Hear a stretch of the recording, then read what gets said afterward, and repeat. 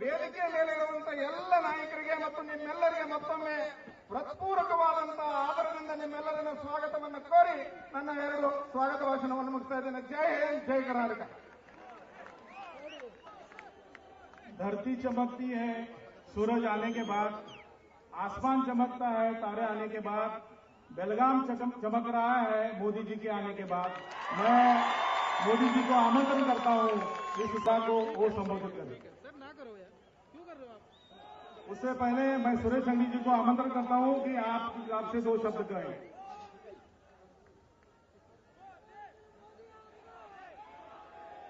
बोलो भारत माता की, ನರೇಂದ್ರ ಮೋದಿ ಅವರಿಗೆ ಕರ್ನಾಟಕದ ಗಂಡು ಮೆಟ್ಟಿನ ಸ್ಥಳ ಬೆಳಗಾವಿ ಜಿಲ್ಲೆಗೆ ಆಗಮಿಸಿದ ಭಾರತದ ಭಾವಿ ಪ್ರಧಾನಿ ನರೇಂದ್ರ ಮೋದಿ ಅವರೇ, ಭಾರತೀಯ ಜನತಾ ಪಕ್ಷದ ರಾಜ್ಯಾಧ್ಯಕ್ಷರಾದಂತಹ ನನ್ನ ಸ್ನೇಹಿತರಾದಂತಹ ಪ್ರಹ್ಲಾದ್ ಜೋಶಿ ಅವರೇ, ವಿರೋಧ ಪಕ್ಷದ ನಾಯಕರು ನಮ್ಮೆಲ್ಲರ ಹಿರಿಯರು ಆದಂತಹ ಸನ್ಮಾನ್ಯ ಜಗದೀಶ್ ಶೆಟ್ಟರ್ ಅವರೇ, ಉಮೇಶ್ ಕತ್ತಿ ಅವರೇ, ಲಕ್ಷ್ಮಣ್ ಸವದಿ ಅವರೇ, ಬಾಲಚಂದ್ರ ಜಾರಕಿಹೊಳಿ ಅವರೇ, ವೇದಿಕೆ ಮೇಲಿದ್ದಂತೆ ಇನ್ನುಳಿದ ಎಲ್ಲ ನನ್ನ ಶಾಸಕ ಮಿತ್ರರ ಇಲ್ಲಿ ಆಗಮಿಸಿದ ಬೆಳಗಾವಿ ಜಿಲ್ಲೆಯ ಹಿರಿಯರೇ, ತಾಯಂದಿರೇ, ಅಣ್ಣ ತಮ್ಮಂದಿರೇ, ಅಕ್ಕ ತಂಗಿಯರೇ, ಕಳೆದ 2 ಬಾರಿ ನನಗೆ ಆಶೀರ್ವಾದವನ್ನು ಮಾಡಿ ತಮ್ಮ ಸೇವೆ ಮಾಡುವ ಅವಕಾಶ ಮಾಡಿಕೊಟ್ಟಿದ್ದೀರಿ. 10 ವರ್ಷದಲ್ಲಿ ಬೆಳಗಾವಿಯ ಚಿತ್ರಣವನ್ನ ಬದಲಾವಣೆ ಮಾಡಿದ್ದೇವೆ. ಬೆಳಗಾವಿಯನ್ನ ಬರುವ ದಿನಗಳಲ್ಲಿ ಗುಜರಾತದ ಮಾದರಿಯಲ್ಲಿ ಅಭಿವೃದ್ಧಿ ಮಾಡಲು ತಮ್ಮ ಆಶೀರ್ವಾದವನ್ನು ಬಯಸಿ 3ನೇ ಸಾರಿಗೆ ನರೇಂದ್ರ ಮೋದಿ ಅವರು ಬೆಳಗಾವಿಗೆ ಬಂದಿದ್ದಾರೆ. ನಾವೆಲ್ಲರೂ ಆಶೀರ್ವಾದ ಮಾಡಬೇಕಂತೇಳಿ ತಮ್ಮಲ್ಲಿ ವಿನಮ್ರವಾಗಿ ಬೇಡಿಕೊಂಡು ನಾನು ನರೇಂದ್ರ ಮೋದಿ ಅವರನ್ನ ತಮ್ಮನ್ನು ಉದ್ದೇಶಿಸಿ ಮಾತಾಡಲು ವಿನಂತಿಸಿಕೊಳ್ತಾ ಇದ್ದೇನೆ. ಈ ಭಾಗದ ಅಭಿವೃದ್ಧಿ ಗುಜರಾತದ ಮಾದರಿಯಲ್ಲಿ ಮಾಡಲು ತಮ್ಮೆಲ್ಲರ ಆಶೀರ್ವಾದ ಸದಾ ಇರಲಿ ಎಂದು ಪ್ರಾರ್ಥಿಸ್ತಾ ಇದ್ದೇನೆ. ಜೈ ಹಿಂದ್.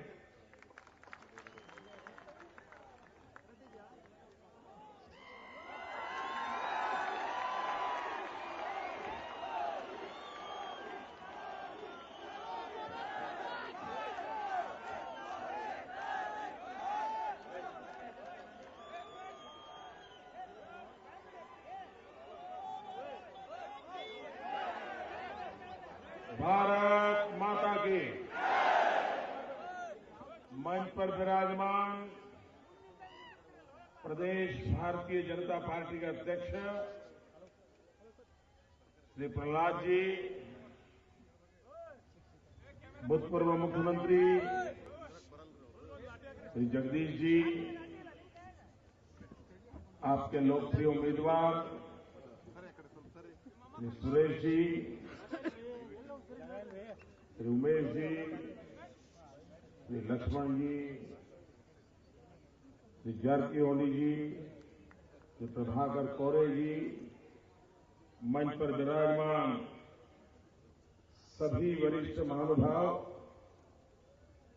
और विशाल संख्या में आए हुए भारत के भाग्य विधाता मेरे भाइयों और बहनों,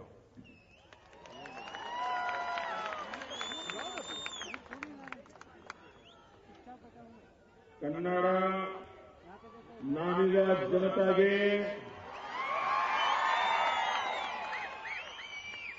ಉಗಾದಿ ಹಬ್ಬದ ಶುಭಾಶಯಗಳು। और बेलगांव में हूं तो गुड़ी पड़वा की भी शुभकामनाएं।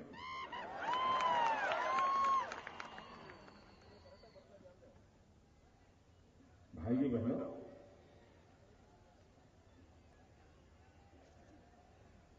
मैं बेलगांव कई बार आया, जनसभा को संबोधित करने का अवसर भी मिला है। जनसभा को संबोधित करने का अवसर भी मिला है, लेकिन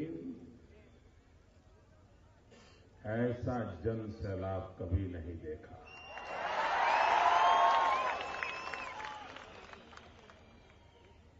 पार्टी की रैलियां जब होती है तब तो ठीक है, साल में 1 आध बार, 2 साल में 1 आध बार, लेकिन एक पार्लियामेंट सीट की इतनी बड़ी चुनाव सभा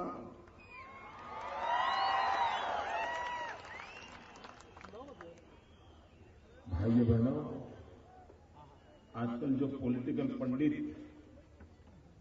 एनालिसिस करते हैं तो उसका 2.4 हो गया, उसका 3.2 हो गया, उसका 7.6 हो गया, नहीं आजकल चलता है ऐसा।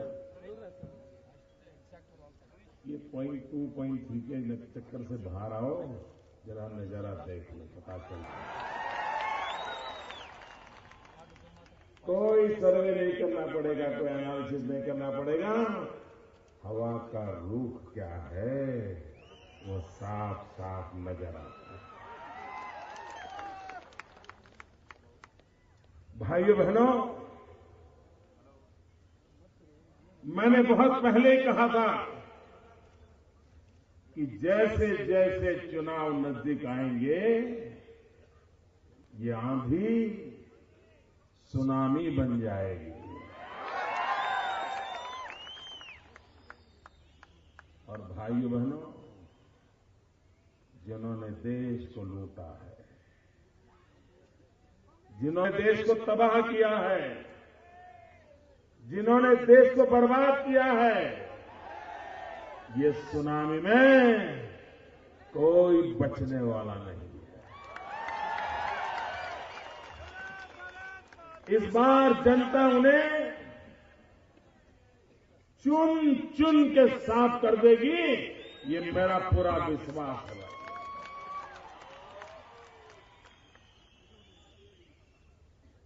मेरे बेलगांव के भाइयों बहनों, मैं आज भाषण करने के बजाय आपसे बातचीत करने के मूड में हूं।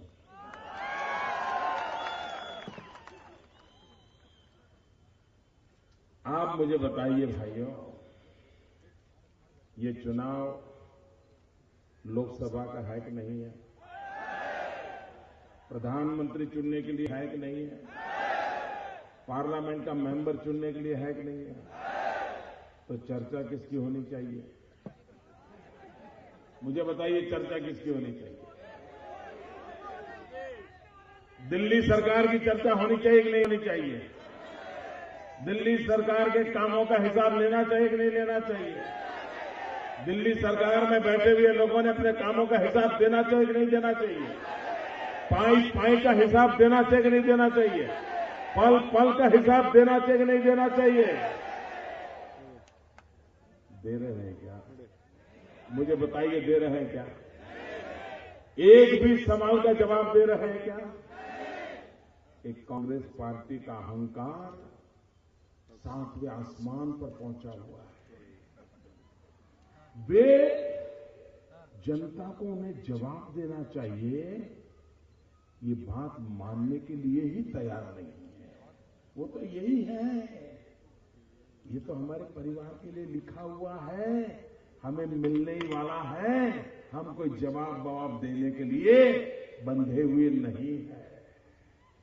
और ऊपर से चुनाव लोकसभा का है,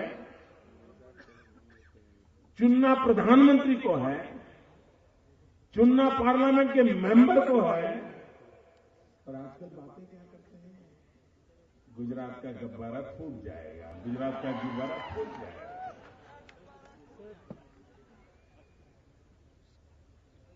मैं समझता नहीं हूं भाई, आप एमए की एग्जाम में 8वीं कक्षा का पेपर लिखने बैठ गए हो क्या?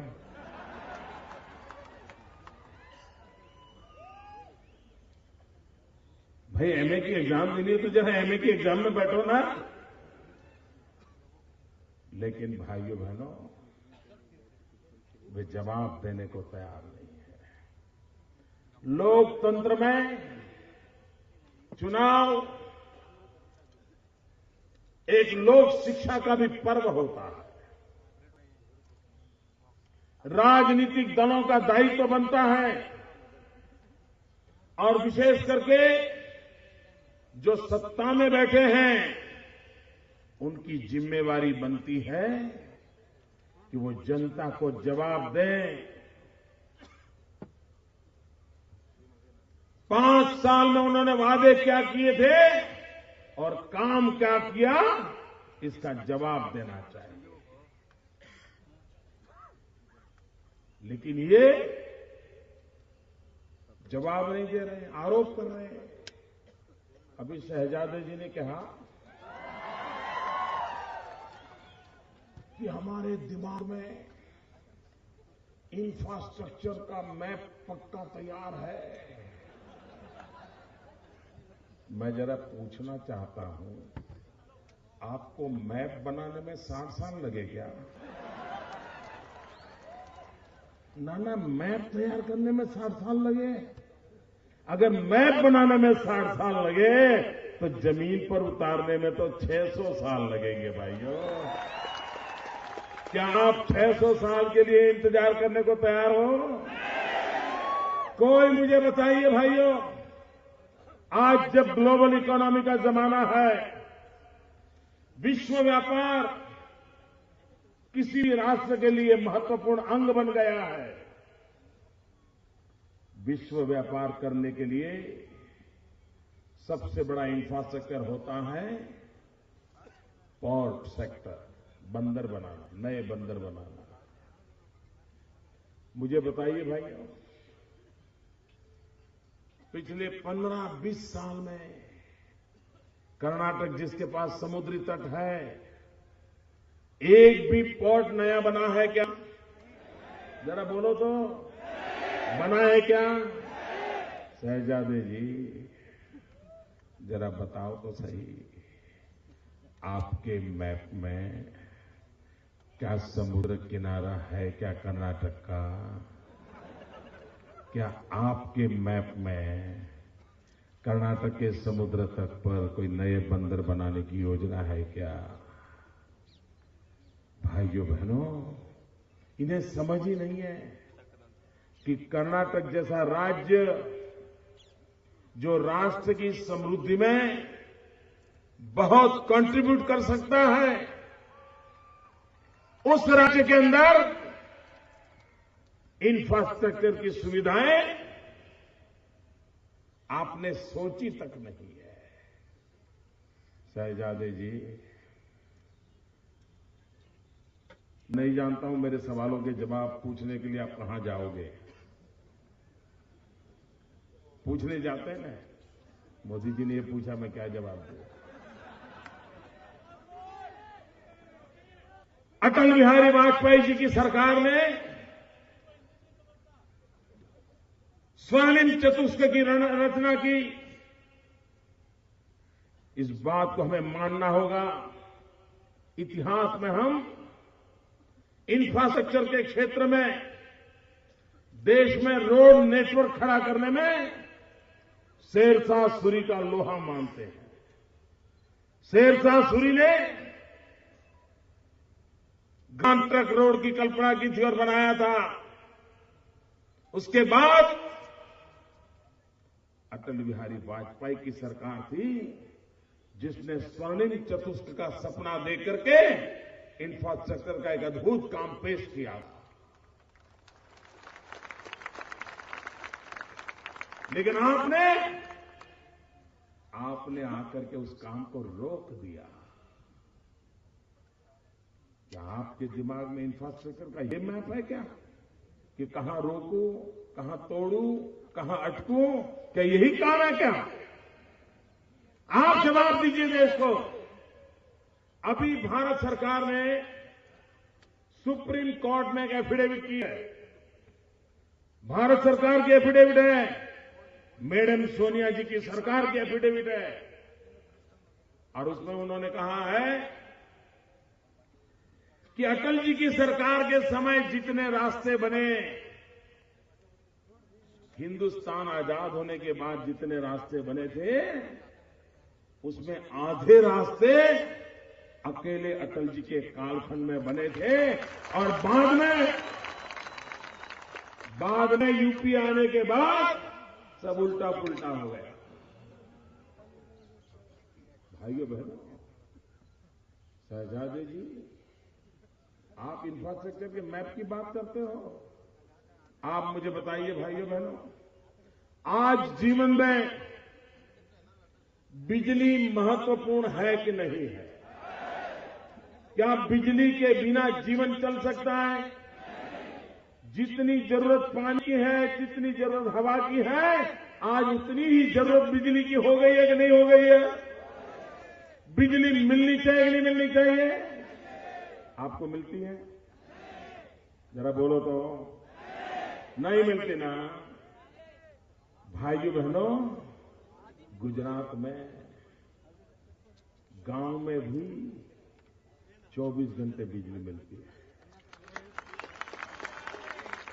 और जब मैं लोगों को कहता हूं कि मेरे राज्य में 24 घंटे बिजली है, तो लोग मुझे पूछते हैं कि महीने में कितने दिन? मैं उनको समझाता हूं भाई 365 दिन। तो उनको आश्चर्य होता है, वो मुझे पूरे सच बताते हो, ऐसा होता है? भाइयों बहनों, अगर इरादा नेक हो, जनता के दुखों की पीड़ा की संवेदना हो, तो समस्या के समाधान निकल आते हैं।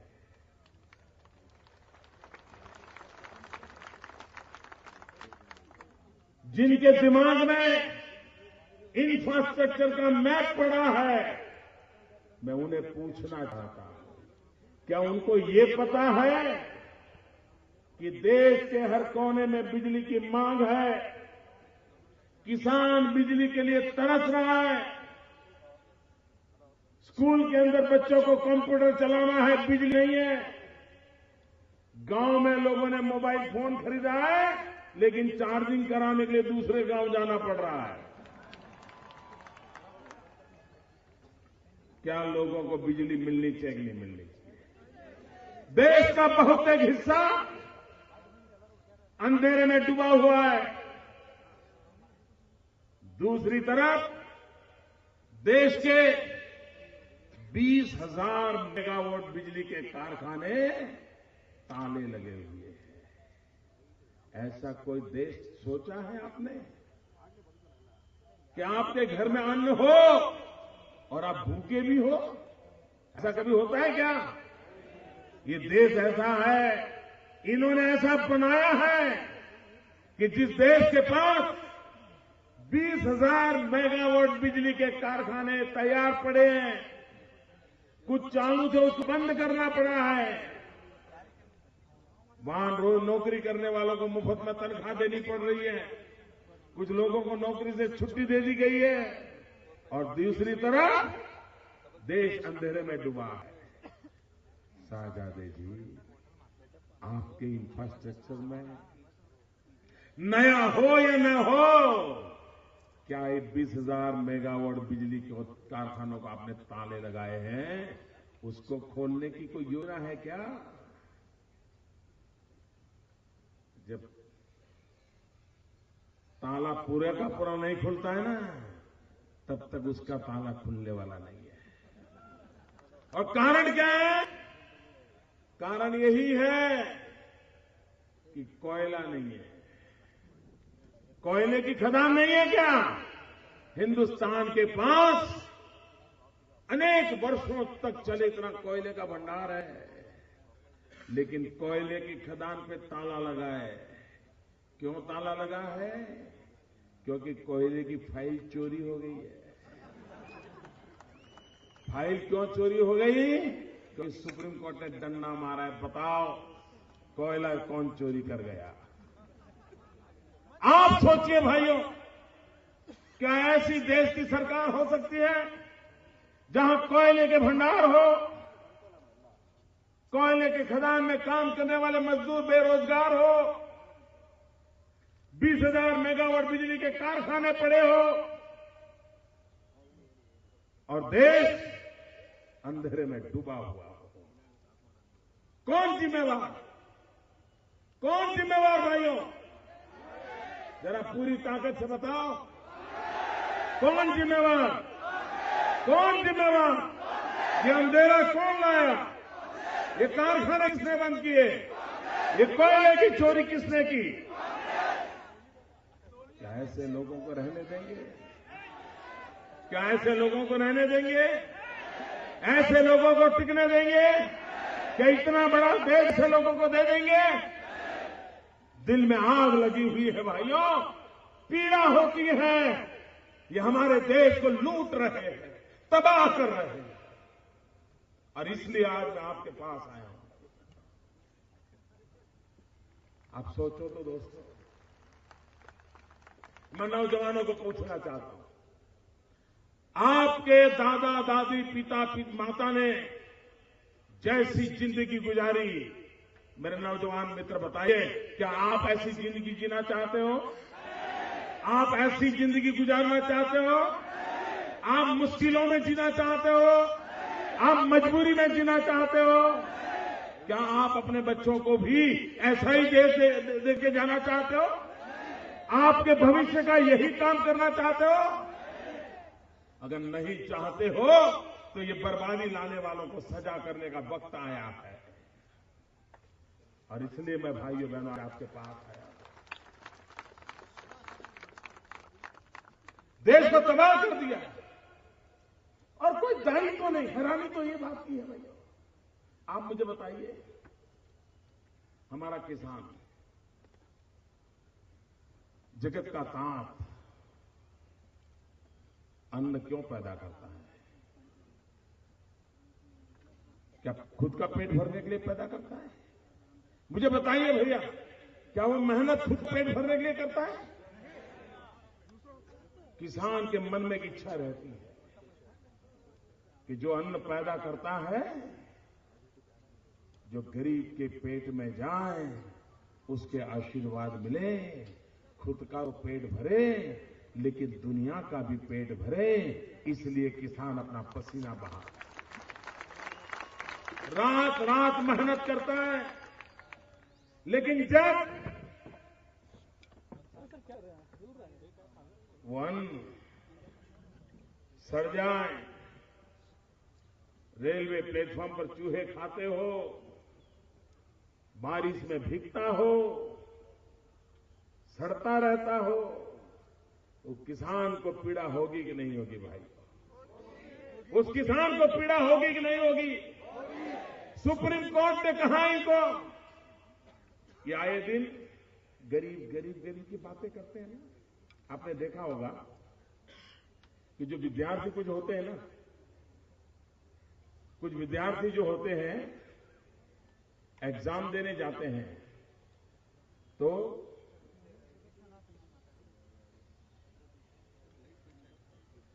एग्जाम देने जाते हैं ना, तो किसी ईश्वर का नाम का स्मरण करते रहते हैं ताकि परीक्षा में कोई गलती, ऐसा करते हैं ना। यहां भी बहुत लोगों ने जनरल किया होगा, तो कहने की जरूरत नहीं, लेकिन सच्चाई होगी है। भगवान का नाम लेते हैं। ये कांग्रेस पार्टी भी जब चुनाव की एग्जाम आती है ना, तो शुरू कर देती है, गरीब गरीब गरीब गरीब गरीब गरीब गरीब गरीब गरीब गरीब गरीब गरीब गरीब गरीब गरीब गरीब गरीब गरीब गरीब, बचाओ बचाओ, एग्जाम है, कुछ मदद कर दो, कुछ भी करो, आ जाओ। ये कांग्रेस का खेल रहता है भाई। ये गरीबों की बात करने का इनको अधिकार नहीं है। सुप्रीम कोर्ट ने इन्हें कहा था, सुप्रीम कोर्ट ने कहा था, ये जो अनाज सड़ रहा है वो गरीबों को बांट दो, गरीबों के पेट में जाएगा। इन्होंने सुप्रीम कोर्ट की भी मानी नहीं और अनाज को और सड़ने दिया। सुप्रीम कोर्ट के कहने के बाद भी गरीबों को बांटा नहीं और बाद में 80-90 पैसे की कीमत से ये सड़ा हुआ अनाज शराब बनाने वाली कंपनियों को बेच दिया। डूब मरो मेरे कांग्रेस के मित्रों, डूब मरो। मेरे किसान ने पसीना बहाया था किसी गरीब का पेट भरने के लिए, लेकिन आपने जेब भरने के लिए शराब बनाने वालों को दे दिया।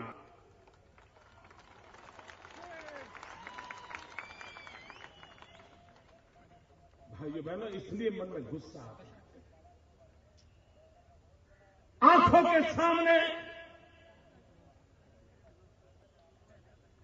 क्या हमारी भारत माता को हम लूटते हुए देख सकते हैं? बर्बाद होते देख सकते हैं? गरीब पीड़ित शोषित दलित मजबूरी में जिए कि हमारा देश ऐसा हो। भाइयों बहनों, बदला जा सकता है और बदलने के लिए हमने बीड़ा उठाया है। मुझे आपके आशीर्वाद चाहिए।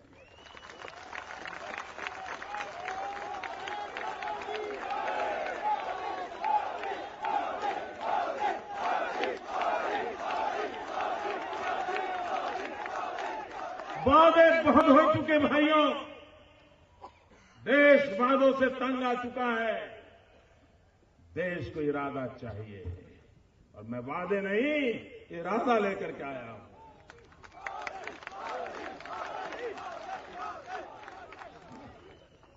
भाइयों बहनों, आप मुझे बताइए, आप मानते हैं कि हमारे देश में काला धन है? ऐसे नहीं, जोर से बोलो।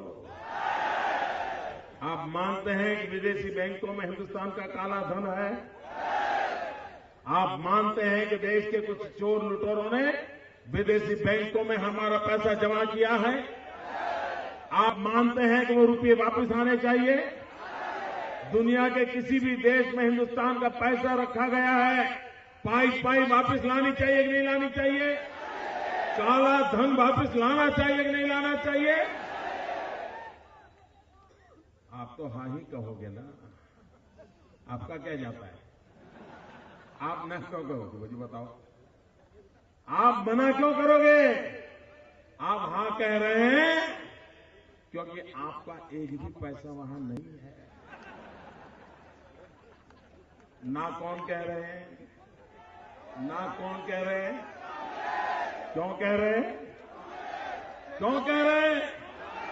उन्हीं के पैसे हैं और उन्हीं से मिली भगत करने वालों के पैसे हैं। भाइयों बहनों, मैंने ठान के रखी है, अगर आप मुझे आशीर्वाद देंगे, मौका देंगे, मैं पाई पाई वापस लाऊंगा।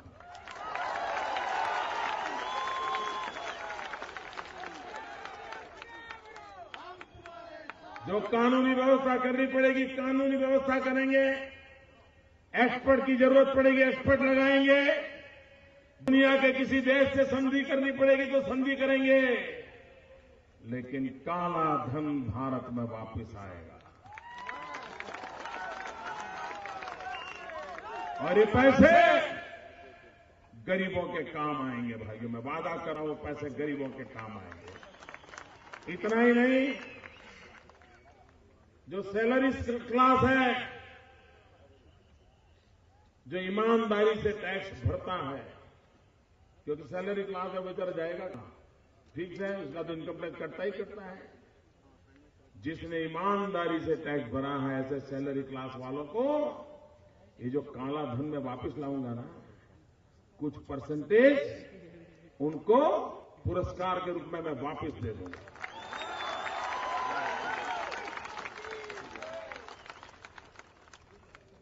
हमारे सोच है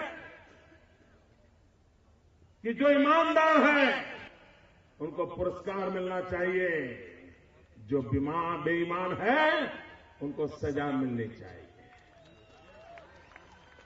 भाइयों बहनों, आमतौर पर चुनाव होते हैं तो जो सत्ता दल होता है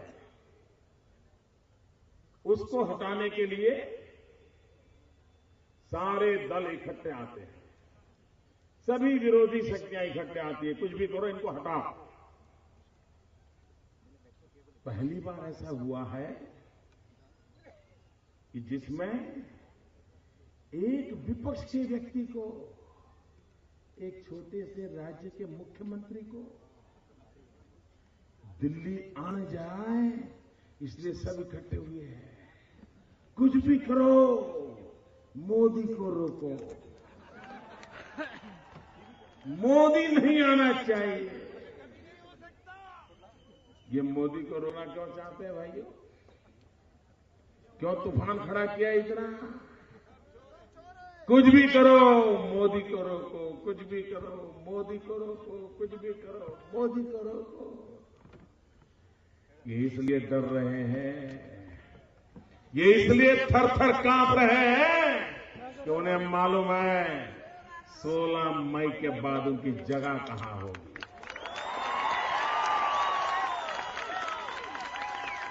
इसीलिए गोलबंद हुए हैं। भाइयों बहनों, जब से मुझे गुजरात का काम मिला था तो मैं दिन रात सोचता था इस समस्या का हल क्या निकालूं, समस्या का हल क्या निकालूं। जब मुझे पूरा देश का दायित्व देने का मेरी पार्टी ने निर्णय किया तो तब से मेरा दिमाग लगा रहता है कि मैं समस्याओं का हल कैसे खोजूं, बेरोजगारी का हल क्या हो, महंगाई का हल क्या हो, भ्रष्टाचार का हल क्या हो, नौजवान को रोजगार मिले इसके लिए क्या हो, माताओं बहनों को सुरक्षा मिले इसके लिए क्या हो। दिन रात भाइयों बहनों, दिन रात मैं समस्या का हल खोजता हूं और ये लोग मोदी का हल खोज रहे हैं। मोदी का हल खोज रहे हैं। मोदी का हल क्या? भाइयों बहनों, मैं कहता हूं महंगाई रोको, वो कहते हैं मोदी रोको। मैं कहता हूं भ्रष्टाचार रोको, वो कहते हैं मोदी रोको। मैं कहता हूं बेरोजगारी रोको, वो कहते हैं मोदी रोको। वो कहता हूं किसानों की आत्महत्या रोको, वो कहते हैं मोदी रोको। भाइयों बहनों, उनका एक ही एजेंडा है, मोदी रोको। मेरा एक ही एजेंडा है, देश को आगे बढ़ाओ। निर्णय आपको करना है मेरे भाइयों बहनों। भारतीय जनता पार्टी पूरे कर्नाटक के लोगों को आज बेलगांव की धरती से मैं आग्रह करता हूं, अनुरोध करता हूं, दिल्ली में एक मजबूत सरकार बनाए, भारत का भाग्य बदलने वाली सरकार बनाए। बहुत साल गवा दिए भाइयों बहनों, 60 साल तक आपने शासकों को चुना है। मैं आपसे प्रार्थना करने आया हूं, शासक बहुत चुने, एक बार सेवक को चुन करके देखो। आपने 60 साल चुना है, मुझे सिर्फ 60 महीने दे दो। उनको 60 साल दिए, मैं सिर्फ 60 महीने मांगने आया हूं। और भाइयों बहनों, मैं 60 साल के अंदर आपकी तकदीर और देश की तस्वीर बदल दूंगा।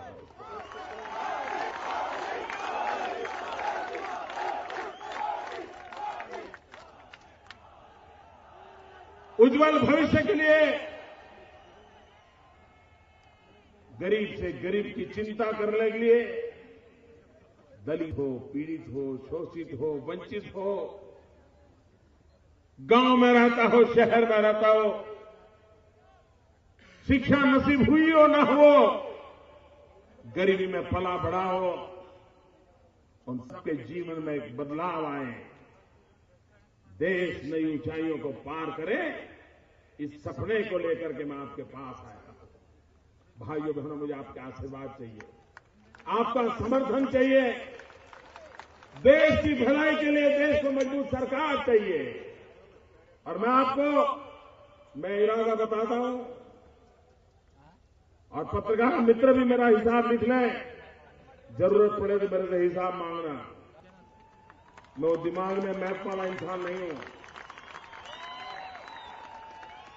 मैं आपको मेरा इरादा बताता हूं, आप मुझे दायित्व देंगे, मैं कभी चैन से बैठूंगा नहीं, परिश्रम करने में कोई कमी नहीं रखूंगा।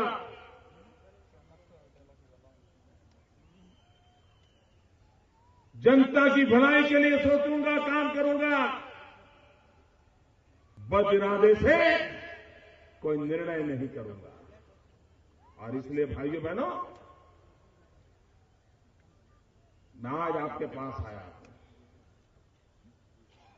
एक सेवक के नाते आया हूं,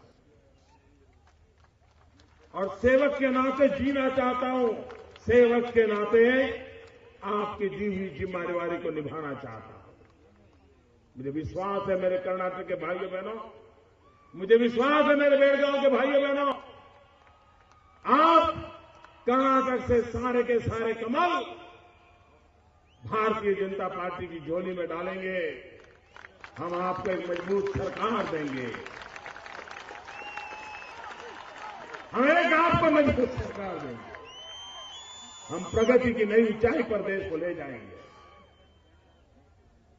आपने इतना प्यार दिया, इतना समय देख रहा हूं, दूर दूर तक लोग ही लोग हैं। मैं आपका प्यार कभी भूलूंगा नहीं। मेरे बेलगांव के भाइयों बहनों, मैं इस प्यार को ब्याज समेत विकास करके लौटाऊंगा भाई। मेरे साथ बोलिए, भारत माता की, भारत माता की, भारत माता की।